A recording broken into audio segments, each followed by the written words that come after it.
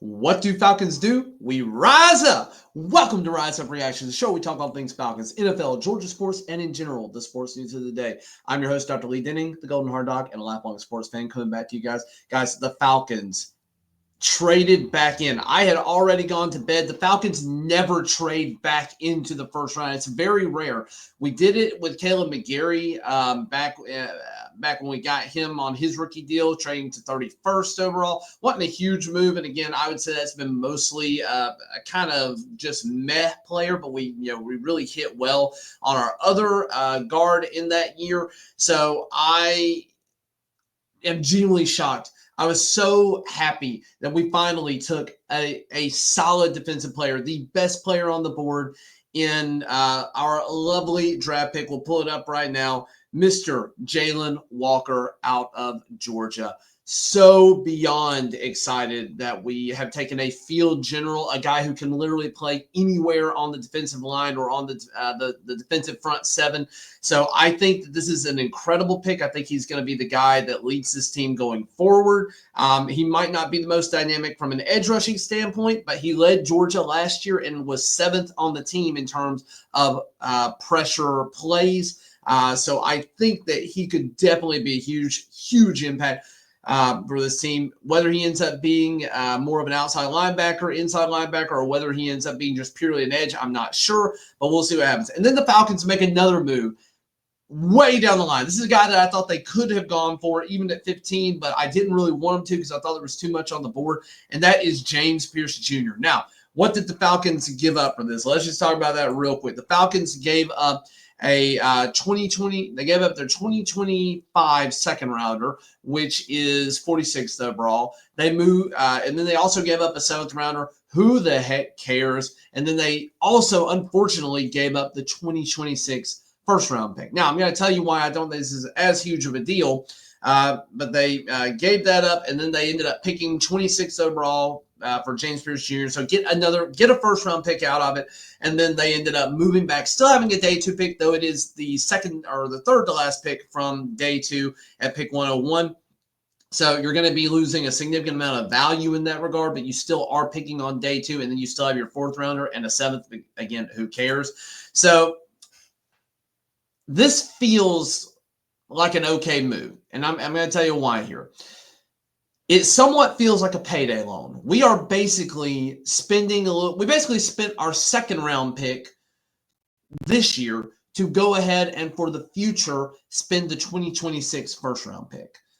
Now, what do I mean by this? I mean that very likely the Falcons are trying to win now. We are trying to make the playoffs. We are in a multi-year playoff drought. It has been 7 years since we've had a winning season.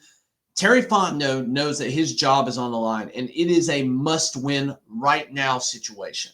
If he doesn't do that, if this is a losing season, Terry's out of a job at the end of this year. I am almost convinced of that. Raheem Morris may have a little bit more leeway. You can usually give a coach about 3 seasons as long as they're showing some improvement or showing some steps in the right direction.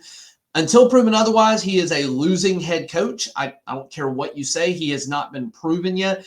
He lost 2 out of 3 seasons in Tampa Bay. He lost as an interim head coach with a Falcons team that anybody, quite frankly, was going to lose with. And then he lost as the Falcons head coach full-time in a year that we should have been poised to win our division overall. Terry has had some interesting swings. Getting Michael Penix Jr. last year was definitely the talk of the draft. This is a big move, but I don't think it's going to be the talk of the draft. You have Jackson Dart getting taken before Shedeur Sanders with the New York Giants training back up. I think that's probably the biggest surprise move of the night. But again, this kind of feels like a payday loan for the Falcons. And you don't usually like payday loans. Nobody wants to have to do that. But we still got a first round pick. We just basically are saying we are going to spend our second round pick to go ahead and take a guy that we really like, that we think is very talented, that we have liked on our board but couldn't take with Jalen Walker still available at 15. And we're going to go get our guy that we think is going to make this team better today, right now, and we're not going to roll the dice on where we're picking next year. Now, assuming the Falcons make the playoffs, which, again, we have no track record for the last 7 years, so I can't really say that that's a realistic possibility. But if the Falcons are expecting to make the playoffs, It's realistic. I talked about it in my stream last night. Our schedule is not the most difficult on paper, and we match up pretty well with a lot of these teams. I think 11-6 is a very reasonable ceiling. Probably not what we're going to achieve, but it's a very reasonable ceiling. And that's been good enough and should be good enough to make the NFC side of the playoffs here. That means that if we make the playoffs, we're going to be picking 19th or better next year. So we picked 26th this year with the James Pierce Jr. pick. That means that next year, if we make the playoffs, that pick that we gave up is going to be somewhere at earliest 19. But if we happen to somehow get the home playoff game by winning the division, win that home playoff game, I don't think that's out of the realm of possibility. Whenever a team makes the playoffs, I don't think it's out of the realm of possibility.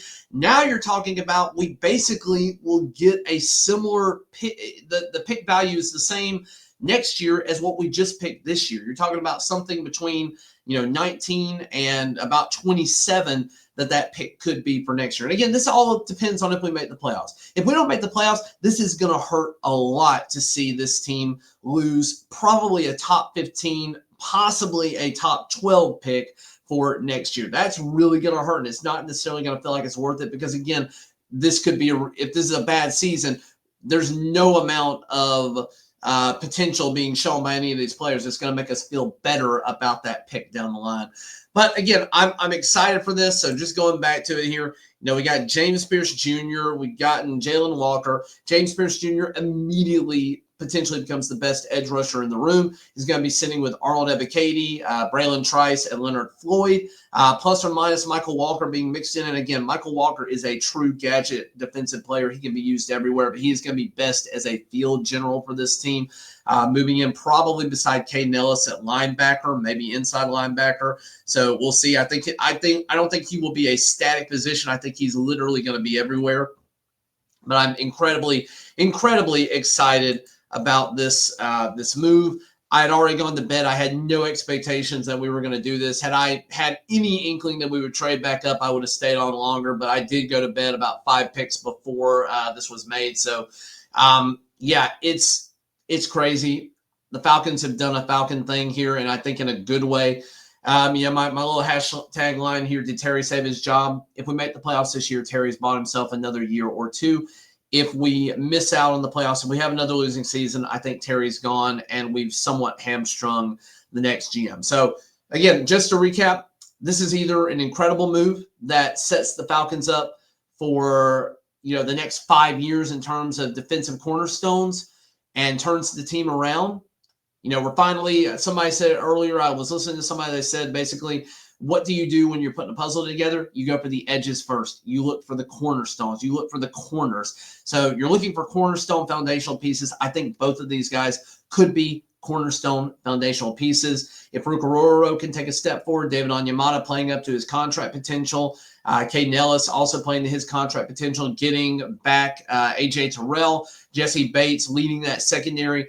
We'll see what ends up happening. We've got Jordan Fuller from Carolina coming in to shore up that safety position. He's probably going to be somewhere between what Simmons and, I don't even want to think about who the guy we just got rid of was. It's not even worth it. He's probably going to be a little step back there, but should be okay. And then you got Mike Hughes, who played pretty well overall last year, coming back. And you got D. Alford, who will probably be in the slot. I don't know that that's the greatest thing in the world. But here's the thing. Your secondary doesn't have to be nearly as locked down if your pressure up front is incredible. And again, I had high hopes for this team last year. I don't want to say that this is the moves that fixes the team and puts us in the playoffs, puts us in contention. I don't think this puts us in contention yet. I think we're another year or two away from being legitimate contenders. But this is certainly a move that allows us to focus on re-signing Drake London this offseason, focus on the contract upcoming for Bijan Robinson a year after that, and then also get ready for Michael Penix's contract while somewhere along the line offloading Kirk Cousins when it makes the most sense. Do I think Kirk Cousins is going to go somewhere? Yes. I think Shedeur Sanders probably gets drafted by the Cleveland Browns with one of their first 2 picks in the second round. But I still think that you could have Kirk Cousins going to Cleveland. He could be going to Pittsburgh at this point in time for a trade. There's a number of places. Heck, Minnesota may still want him back for something. But again, he has to be open to that. But I think at this point, we'd be happy getting a 5th rounder or really anything. If anybody comes offering anything, we should take it. A 5th rounder with no cap being taken would make a lot of sense for Kirk. A 5th rounder, yeah, with no cap makes a lot of sense. If we're going to do anything less than that, they're going to have to take a lot of cap. Like a 6th or 7th rounder, you're going to have to take like 20 to 25 million of that along with you out the door. Kirk is probably going to be a backup this year unless something happens. But again, we'll see. I anticipate a move for Kirk Cousins. If it's going to be made, will be made before June. We'll see where we end up with this. Falcons have a rather tough schedule.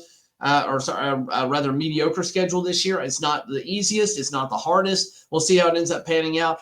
Again, it's rough to give up a 1st-round pick, but I want the Falcons fans to start thinking about it this way.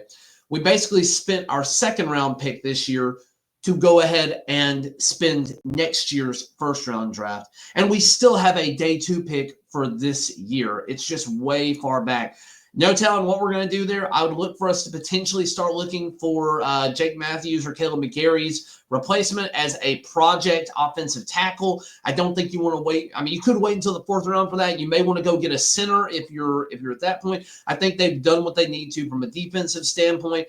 Whatever they do now is probably biscuit on the gravy. Maybe take a kicker in the 7th round because Younghoe Koo lost a step last year and nobody that we brought in has done well. I know we just signed this kid from Germany, so we'll see how he does. But thank you for watching, liking, sharing, and subscribing. This is the first time, legitimately the first time in 5 years of draft coverage that I have been happy. I've covered the last 4 drafts. I started this 3 years ago at the time of the 2022 draft. The year before, I kind of got inspired to think about this because the Falcons just made that wild move with Kyle Pitts, who I think probably will not be re-signing either. I don't look for us to re-sign him. I think we should move on from him, but we probably won't do that. But I am so excited for this team now. They have rejuvenated me. Can't wait for the draft to be over, for the schedule to come out, and then to start talking about all 32 teams, my projections for how each division is going to do. Got a lot coming for you guys. We'll see how the draft goes out over the next couple of days. But again, thank you for watching, liking, sharing, and subscribing. And as always, rise up.